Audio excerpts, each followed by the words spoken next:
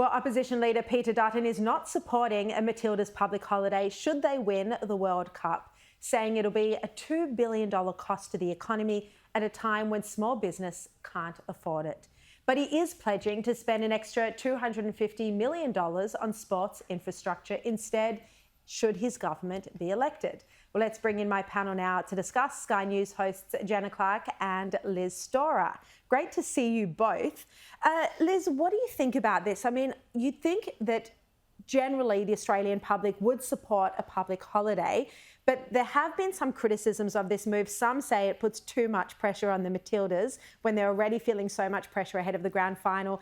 And others say, as Peter Dutton is pointing out, that small businesses are already struggling in this cost of living crisis and they can't afford it. Yeah, I'm with Dutton on this. And we also saw yesterday Minns coming out, Premier of New South Wales, saying, yes, we would go ahead with a public holiday. Then Malinowskis in South Australia being like, no, it's too much bother. And also we don't want to jinx the Matildas planning this kind of thing in the lead up. It seems to me that Labor, federal Labor, is desperate for something to crow about. And currently they certainly don't have anything to crow about.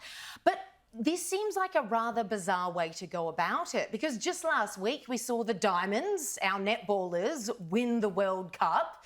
Nobody even said a thing about it, barely, much less floated the idea of a public holiday. Didn't even know they'd won until you just told me. There you go. There was barely a blip in the media about it.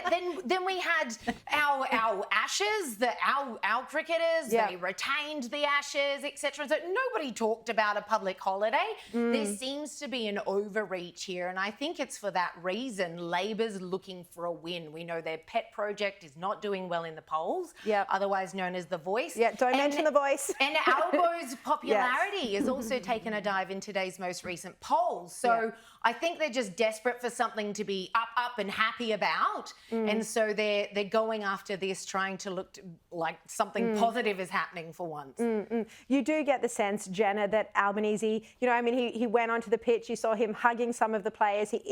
Does seem like he's trying to let some of that Matildas fever rub off on him, because I can't remember a time when the whole country has been so excited for a sporting event. I mean, 4.5 million people tuning in to watch it on Sunday, and tomorrow night, I'm sure there'll be similar excitement. Oh, absolutely, Sharri. And I think it is really interesting. But I think the star of that show, when we speak from a political point of view, is, as we saw today, Peter Malinowskis has now committed something at $250 million to grassroots female sport, which is wonderful. Exactly like Peter Dutton, the Liberal leader, is doing as well, which is great if he is elected.